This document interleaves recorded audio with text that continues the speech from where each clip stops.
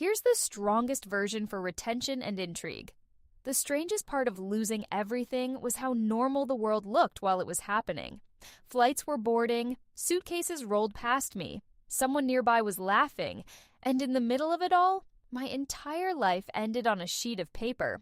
I didn't cry at the airport, not when the lawyer handed me the envelope with trembling fingers, not when I read the words that officially declared both of my parents gone, and not even when I realized that everything they had built, the company, the house, the legacy, was now mine to carry alone. I stood there, surrounded by strangers dragging suitcases and chasing flights, and felt absolutely nothing. It was as if grief had missed its flight and I was left waiting at the gate, hollow and delayed. But the moment I stepped onto the plane, something shifted. Maybe it was the silence, or the way the city lights faded beneath the wings. But I suddenly remembered my mother's voice. Not the last one, not the one from the hospital, weak and distant, but the one from years ago, sharp and certain. You will inherit everything, but not everyone deserves to stay in your life when that happens. At the time, I had laughed. I thought she was being dramatic, as always. Now, somewhere between takeoff and landing, her words clung to me like a warning I had failed to understand. I was returning home not just as a daughter who had lost everything, but as a woman who was about to gain too much. And I had no idea that the real loss hadn't even begun yet. When I landed, the air felt different, heavy, familiar, but wrong somehow. I didn't call anyone to pick me up, not even him, especially not him. My husband, Daniel, had texted me earlier. "I'm sorry for your loss. Call me when you land." That was it. No warmth, no urgency, no, "I'm coming to get you." At the time, I told myself he was giving me space. Now, I realize he was giving himself time. The drive home blurred into a stream of headlights and distant thoughts. I kept replaying the last conversation I had with my father before he died. His voice had been low, almost cautious. "Trust your instincts," he said, "even if they lead you somewhere you don't want to go." I thought he meant business decisions, contracts, rivals. I didn't realize he meant my own house. The front door was unlocked. That should have been my first clue. Daniel was obsessive about security. He checked locks twice, sometimes 3 times before bed. I used to tease him about it.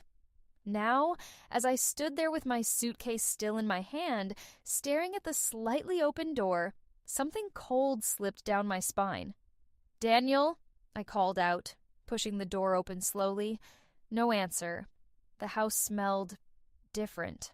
Not dirty, not unfamiliar, just altered, like someone had rearranged the air itself. I stepped inside, my heels echoing softly against the floor. My heart was beating faster now, but I couldn't explain why. Nothing looked out of place. The living room was neat, the kitchen spotless, but there was a sound, faint, rhythmic, coming from upstairs. At first, I thought it was the television. Then I realized it wasn't. And suddenly, every step I took toward the bedroom felt like walking into something irreversible. I remember gripping the railing so tightly my fingers hurt as I climbed the stairs. I remember telling myself not to jump to conclusions, not to let grief twist my mind into paranoia. I remember thinking, there's a reasonable explanation. There wasn't. The bedroom door was slightly ajar, and through that narrow gap, I saw everything. I didn't scream. I didn't cry. I just stood there, frozen, as the world I thought I understood quietly collapsed in front of me. Daniel was in our bed, not asleep, not alone. And the woman beneath him, laughing softly, her fingers tangled in his hair, was wearing my robe. My robe. The one I had left hanging behind the bathroom door before I flew out to say goodbye to my parents. For a moment, I couldn't breathe. Not because of what I was seeing, but because of how normal it looked, how comfortable they were, how familiar. This wasn't a mistake. This wasn't sudden. This was practiced. The door creaked slightly as I pushed it open the rest of the way. That's when they noticed me. Time didn't stop. It slowed. Daniel turned first, his face drained of color, his body stiffening as if reality had just caught up with him. "You're back early," he said. Early. That was his first word. Not my name, not an apology, not even shock. Just early. The woman beneath him didn't rush to cover herself. She looked at me with something almost resembling curiosity, as if she had been expecting this moment eventually. I dropped my suitcase. The sound echoed louder than anything else in that room. And finally, I spoke. "Get out of my bed." My voice didn't shake. That scared me more than anything, because it meant something inside me had already broken. Daniel scrambled, pulling away from her, reaching for words that didn't exist. "I can explain—" "No," I interrupted, stepping further into the room. "You can't." And as I looked at him, really looked at him, I realized something far worse than betrayal. This wasn't the first time, and somehow, I wasn't even the main character in his story anymore. The woman finally stood, wrapping my robe tighter around herself.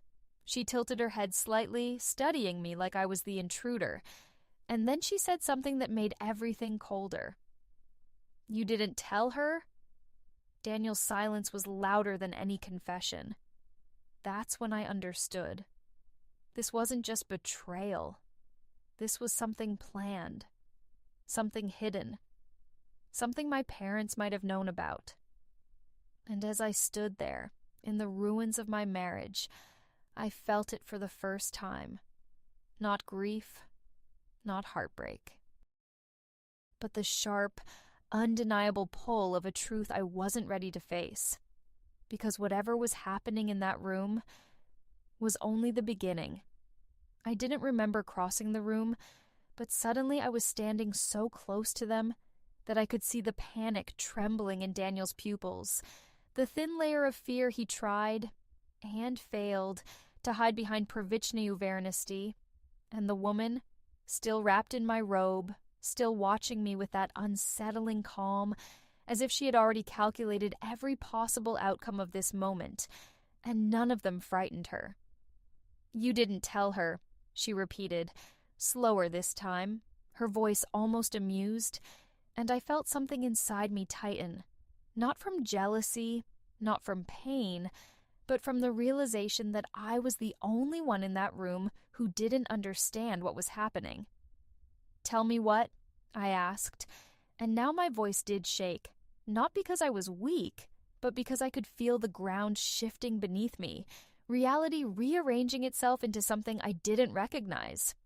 Daniel ran a hand through his hair, pacing now, half-dressed, desperate, but not in the way a guilty husband should be desperate. There was something else, something calculated, something defensive rather than remorseful, and that was when the second wave hit me, colder than the first.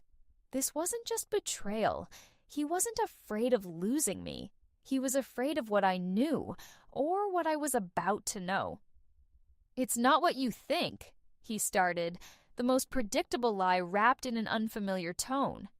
I laughed, quietly at first, then sharper, because suddenly the absurdity of it all became unbearable. "You're in my bed, with another woman, wearing my robe. Please, Daniel, enlighten me. What exactly am I misunderstanding?" But he didn't answer. He looked at her, and she nodded. That small, silent exchange felt more intimate than anything I had just witnessed. More dangerous. "My name is Elise," she said, stepping forward like she belonged there, like this was her stage, and I had just walked into her performance at the wrong moment. "And I think it's time someone told you the truth." I didn't ask who she was again, because I already knew. Not her name, not her story, but her position. She wasn't a secret. She was part of something. Daniel exhaled slowly, like a man preparing to jump into freezing water. Your parents weren't just running a company. Something in my chest tightened instantly, violently, because out of all the directions this conversation could have gone, this was the one I had been least prepared for. Don't, I said, shaking my head, taking a step back. Don't you dare bring them into this. But Elise didn't stop. They built an empire, she continued, her eyes locked on mine, unwavering. But not all of it was legal. The words landed, heavy, impossible, and yet not entirely unbelievable. Fragments of memory flickered in my mind. Late-night phone calls, closed-door meetings, the way my father sometimes looked over his shoulder even in our own home, the way my mother insisted I never ask too many questions. No, I whispered, but it sounded weak, even to me. Yes, Daniel said, softer now, almost careful, as if he was approaching a wounded animal. And when they died, everything transferred to you. I swallowed hard. I know that, I said. That's why I came back. But Elise shook her head slowly. No, you came back for the company. She paused. You inherited everything. The room felt smaller, the air heavier. And, I asked, though I already knew there was more, much more, hanging unsaid between us. Daniel hesitated. Elise didn't. And that makes you a target. Silence. Not the kind that passes, the kind that settles, permanent. I let out a breath I didn't realize I was holding, trying to steady myself, trying to find something solid in a conversation that felt like it was dissolving reality itself. So what? This is your explanation?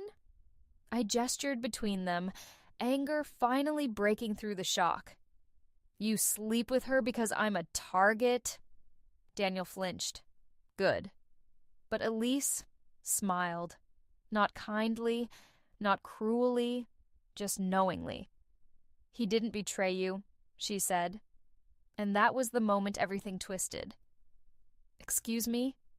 I stepped closer again, my pulse roaring in my ears. He was assigned to you. I felt it.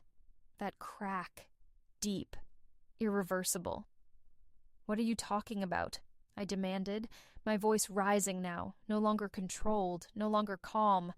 Daniel closed his eyes for a second, like he wished he could disappear from this moment. But when he opened them again, there was no love in them, no guilt, only something that looked disturbingly like resignation.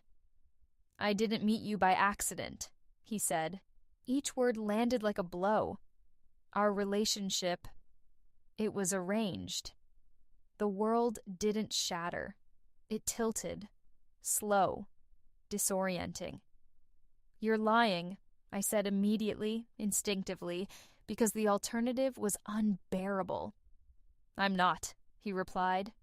And I knew. I knew he wasn't.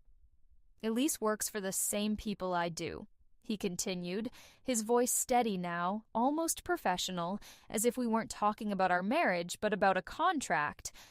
We were watching your parents for years. When things started to unravel, we needed access. Access to what? I asked, though the answer was already forming, dark and inevitable. To you. I laughed again, but this time it sounded broken, hollow, like it didn't belong to me. So you married me? I whispered. You built a life with me? For a job? Daniel didn't answer. He didn't have to. Elise stepped closer, her presence suddenly suffocating. You were never supposed to find out like this, she said, and for the first time, there was something almost resembling sincerity in her voice. But it didn't matter. Nothing she said mattered anymore, because the only thing echoing in my mind was one question. Who are they? I asked, and for the first time, Elise hesitated. That hesitation told me everything I needed to know. This wasn't over, not even close. And whatever I had just walked into was far bigger than betrayal, far bigger than my marriage, far bigger than me. Because somewhere, in the shadows of everything my parents had built, there was someone else, watching, waiting. And now, they knew I was no longer in the dark. I should have run. That's what any rational person would have done. Grab whatever dignity was left, walk out of that house, and never look back. But the truth is, by the time Daniel finished speaking, I already understood something terrifying. I couldn't leave. Because whatever trap I had just discovered, I was already standing at its center. "Start talking," I said, my voice low, controlled, but no longer emotional. The grief, the betrayal, the shock, they had all been pushed aside by something colder, something sharper, survival. Daniel noticed it immediately. I saw it in the way his shoulders stiffened, in the way he stopped trying to approach me like a broken husband, and instead looked at me like an equal, or maybe a threat. "You don't understand what you're asking," he said carefully. "No," I replied, taking a slow step toward him. "You don't understand what happens if you don't." For a moment, no one moved. Then Elise exhaled quietly, almost impressed, and walked past Daniel, closer to me, as if she had just reevaluated my role in all of this. "She's stronger than you said," she murmured. Daniel didn't respond. That silence again. Always that silence between them. "Fine," he said at last, his voice losing that defensive edge and becoming something else. Resigned. Almost tired. "If we're doing this, we're doing it properly." He walked to the dresser, pulled out a drawer, and from beneath neatly folded clothes, he took out something I had never seen before. A gun. My breath caught, but I didn't step back. That was important. I didn't step back. "Elise isn't just," he gestured vaguely, "what you think she is, and neither am I." "No," I said quietly, "you're clearly not." He ignored that. "We work for an organization that specializes in asset acquisition," he continued, placing the gun on the dresser, not pointing it, not threatening, just revealing it. "And I'm the asset?" I asked. Elise shook her head slowly. "No," she said. "You're the key." Something about that word sent a chill through me. Not target, not victim, key. That meant I wasn't just in danger, I was important. And that was worse. "To what?" I asked. Daniel hesitated again, but this time it wasn't fear. It was calculation. "To something your parents hid," he said finally. And suddenly, everything clicked. All those years, all those secrets. The way my father would pause mid-sentence when I entered the room. The way my mother once told me, "If anything ever happens to us, don't trust anyone who already knows your name." At the time, I thought it was paranoia. Now, it felt like a warning I had ignored. "What did they hide?" I asked, my voice quieter now, but more dangerous. Elise and Daniel exchanged a look, and this time, I understood it. They weren't deciding what to tell me. They were deciding how much I could handle. "That's the problem," Elise said slowly. "We don't know." I blinked. For the first time since walking into that room, I was genuinely caught off guard. "What?" I frowned. "You've been watching them for years, you said. You built an entire operation around this, and you don't even know what you're looking for?" Daniel's jaw tightened. "We know it exists," he said. "We know it's valuable, dangerous, and we know your parents died because of it." The words hit differently this time, not like grief, like confirmation. "They didn't die in an accident," I whispered. "No," Elise said. "They were eliminated." The room went silent again, but this silence wasn't empty. It was full of truth, of consequences, of something that had been hidden for far too long. "And now?" I asked. Elise's gaze sharpened. Now, she said, everyone who is looking for it is looking at you. A slow, heavy realization settled over me. This wasn't about my parents anymore. This wasn't about Daniel. This wasn't even about betrayal. This was about inheritance, not of money, not of power, but of something far more dangerous. Why tell me all this? I asked suddenly, narrowing my eyes. If I'm the key, wouldn't it be easier to keep me in the dark? Daniel looked at me, really looked this time, and for a brief, fleeting second, I saw something real, something human, something that didn't belong to the man who had married me under false pretenses. Because we're not the only ones searching, he said quietly. And the others... He stopped. Elise, I said sharply, turning to her. Who are they? This time she didn't hesitate. But I wish she had. Your mother, she said. The world didn't tilt this time. It dropped. I stared at her, waiting for the correction, the explanation, the something that would make those words make sense. It didn't come.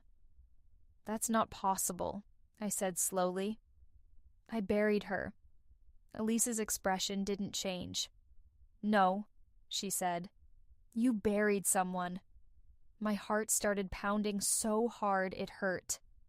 No, I repeated, but it sounded weaker now, unstable, like something already breaking apart.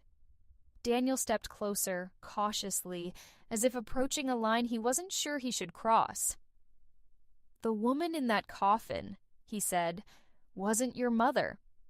A memory surfaced, sharp, uninvited. The funeral, closed casket. I never saw her face. They said it was because of the accident. I never questioned it. Until now. She's alive, Elise continued. And if we're right... She stepped even closer, her voice dropping, turning into something almost intimate. She's the one who set all of this in motion. I couldn't breathe. Not because I was overwhelmed, but because deep down, a part of me believed her. Because suddenly, everything made sense. The warnings, the secrecy, the distance. My mother didn't disappear. She vanished. On purpose. And if she's alive, I whispered, my voice barely audible now, then what does she want? Elise held my gaze, and for the first time, I saw something close to fear in her eyes. She wants what you have, she said. I swallowed hard. What do I have? And that's when Daniel said the one thing that changed everything. Forever. She left it with you, he said, whether you know it or not. And in that moment, I realized something horrifying. This wasn't a story I had just walked into. This was a story that had been written around me. And the person who wrote it was still out there, watching, waiting. My mother. And somehow, she was the one person I could no longer trust. And I still didn't know what I was holding, or why everyone was willing to kill for it. I didn't sleep that night. Not because I couldn't, but because I finally understood that sleep was a luxury for people who were safe. And I wasn't safe anymore. Not in my house, not in my life, not even in my own past. I sat in the living room long after Daniel and Elise had disappeared into separate corners of the house, as if distance could somehow undo what had been revealed. The walls felt thinner now, like they were no longer protecting me, but exposing me, turning every shadow into a possible threat. My mother is alive. The sentence repeated in my mind over and over until it stopped sounding like words and started feeling like a presence. Watching, waiting, calculating. You should rest. Daniel's voice came from behind me, softer than before, almost careful, like he was trying to step around broken glass. I didn't turn around. Was any of it real? I asked. The question hung between us, heavy and unavoidable. Silence. Too long. That was my answer. "Get out," I said quietly. "I can't," he replied. I finally turned. His expression wasn't guilty, it was resolved. "That's not your decision anymore." Something inside me snapped, not loudly, not dramatically, just cleanly. "Then listen carefully," I said, standing up slowly, feeling a strange, unfamiliar steadiness take over my body. "Whatever this is, whatever game you think you're playing, you made one mistake." Daniel frowned slightly. "And what's that?" I stepped closer. "You told me the truth." For the first time, he looked uncertain, because now I knew. Not everything, but enough. Enough to understand that I was no longer a piece on the board. I was part of the mechanism, and mechanisms can be broken. "I don't remember anything," I continued, my thoughts racing, aligning, connecting pieces I didn't even know I had. "You say she left something with me? Something important, something worth killing for." Elise appeared in the doorway, silent, listening. "But if I don't know what it is," I said, "then neither does anyone else." Daniel's eyes narrowed slightly. He was starting to follow. "Good. So that means one thing," I continued, my voice gaining strength with every word.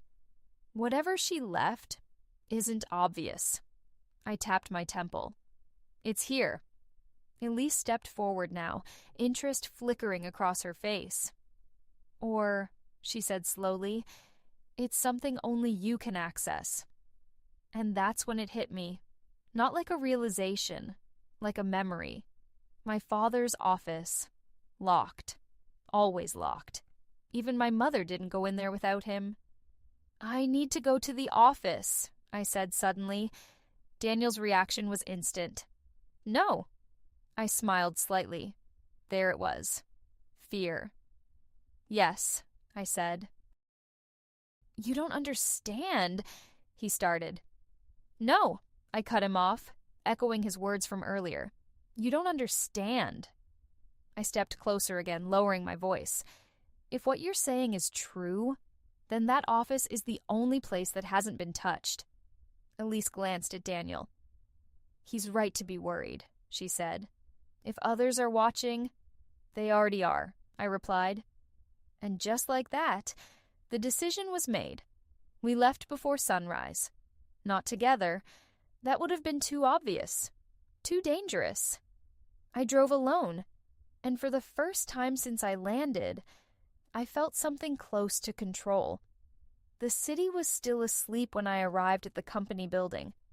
My company. That word still felt chujum. Unreal. The security recognized me instantly. Of course they did. On paper. I was now in charge. But paper lies. People don't. I walked through the halls slowly, every step echoing with memories that no longer felt innocent.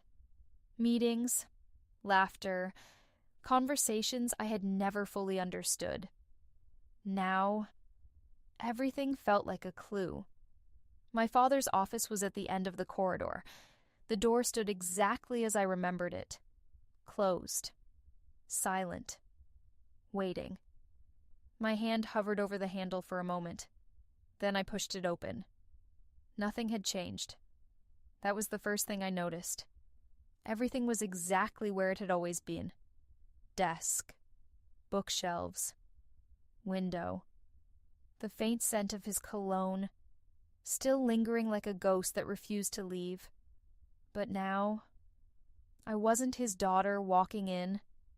I was something else. I stepped inside and closed the door behind me. Locked it. "Okay," I whispered to myself, my pulse steady but strong. "What did you leave me?"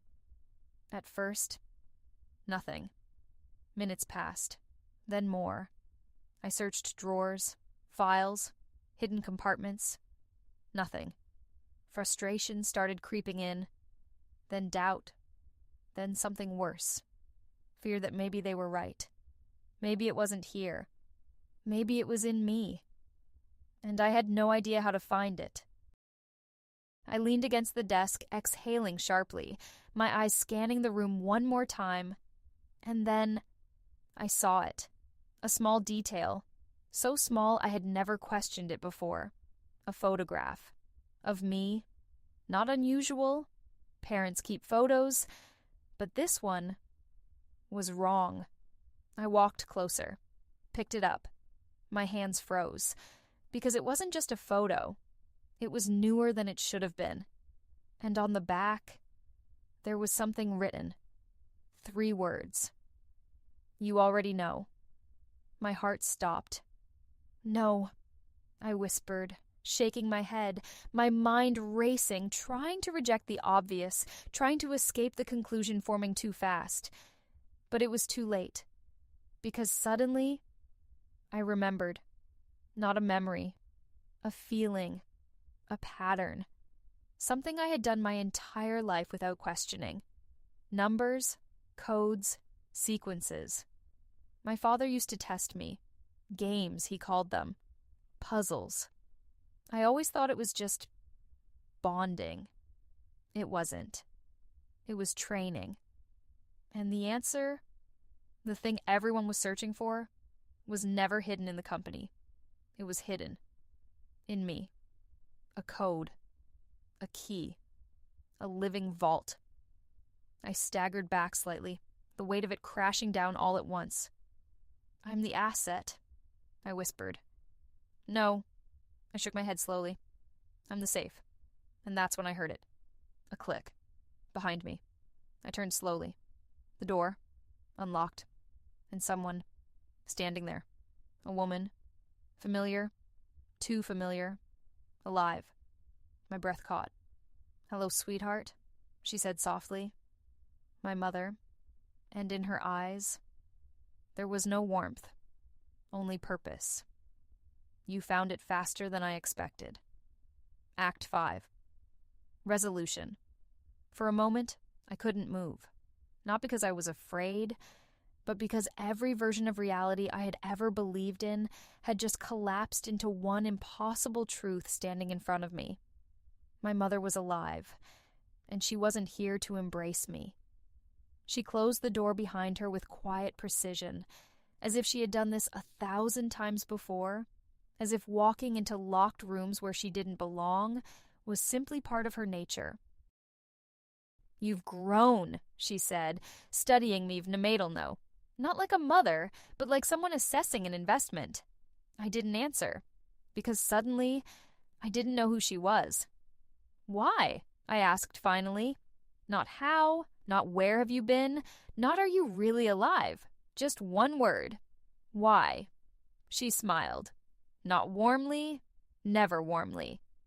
Because I had to, she replied calmly, stepping closer. Everything I did was to protect you. I let out a quiet, disbelieving laugh. By faking your death? I asked. By turning my life into a lie? Her expression didn't change. Yes. The simplicity of that answer was more disturbing than any explanation could have been. You left something with me, I said, cutting through whatever justification she was about to offer. A code. A key. Something everyone is willing to kill for. Her eyes sharpened slightly. Good. I was finally speaking her language. And now you've remembered, she said. Not a question. A confirmation. I nodded slowly, though my heart was pounding. Fragments were still coming together in my mind. Patterns, numbers, sequences embedded so deeply into my memory, they felt like instinct rather than knowledge. I don't know what it unlocks, I admitted, but I know I have it. She stopped just a few steps away from me, close enough to feel familiar, far enough to remain Chujoy. That's enough, she said softly. And that's when I understood. She didn't come here to explain. She came here to take. No, I said. The word came out before I even fully processed it.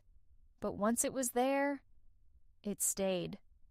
For the first time. She looked surprised. "You don't mean that," she said calmly, though there was a subtle tension beneath her voice now. "You don't understand what you're holding." "I understand enough," I replied, my voice steady, even as everything inside me burned. "Enough to know that whatever it is, it destroyed our family." Her gaze hardened. "Our family was already in danger." "Because of you?" I shot back. Silence. That was answer enough. I took a slow step back, putting distance between us, but also positioning myself closer to the desk, to the drawer where I had seen Daniel place the gun earlier in my house. Except this time, I didn't hesitate. I pulled it out. My hand didn't shake. That scared me. My mother's eyes dropped briefly to the weapon, then returned to my face. And for the first time, I saw something real. Not love, not fear, but recognition. "You've changed," she said quietly. "No," I replied. "I've finally seen the truth." The silence that followed wasn't empty. It was full of everything that had never been said between us. All the years, all the lies, all the distance disguised as protection. "You think you can stop this?" she asked Knockinets. "I know I can," I said, because in that moment, I realized something she hadn't expected.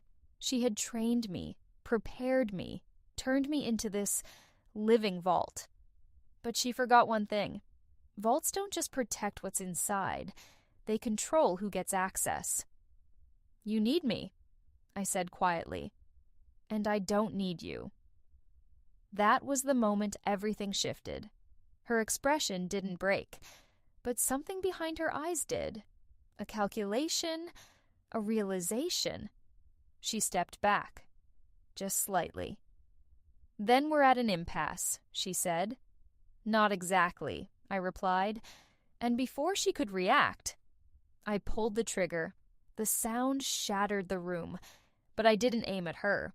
The bullet tore through the desk behind me, through the hidden compartment I had discovered only minutes earlier, through the place where the final piece of the mechanism was stored. The system, the backup, the failsafe. Destroyed. My mother's eyes widened, just for a second. "No," she whispered. I exhaled slowly, lowering the gun. "It's over," I said, because whatever the code unlocked, it no longer mattered. I had just erased it. Years of secrets, power, control, gone. And in that moment, for the first time since this began, I felt free. But freedom has a price. Sirens. Distant at first. Then closer. Of course. There were always consequences. My mother looked at me, really looked this time, and for a brief, fleeting moment, I saw something I hadn't seen since I was a child. Pride. Then it was gone. "You've made yourself a target," she said quietly. "I already was," I replied. She nodded once, slowly, then she turned and walked out. Just like that. No goodbye, no apology, no explanation, just disappearance. Again. And I didn't stop her. Because some truths don't need chasing. The police found me sitting on the floor when they arrived. Alone. Calm. I told them everything. Or at least, everything they could understand. Daniel and Elise were gone. Of course they were. People like them don't get caught. They disappear. They adapt. They wait. Just like her. Weeks passed. Then months. The company was still mine. But I changed it. Piece by piece. I dismantled everything that felt like a shadow of what my parents had built in secret. I made it clean, transparent, safe, or at least safer. But some things don't disappear completely. Sometimes Late at night, I still feel it. That echo of patterns, of codes, of something buried deep inside me. Because even though I destroyed the key, I was still the vault. And some doors, once opened, never truly close. Before I finish, if this story made you feel something, confusion, anger, curiosity, then you already understand the weight of secrets. Make sure to subscribe, like this story, and share your thoughts below. Because sometimes the most dangerous truths are the ones we choose to ignore. And now tell me, if you were me, would you have pulled the trigger, or would you have opened the door and seen what was waiting on the other side?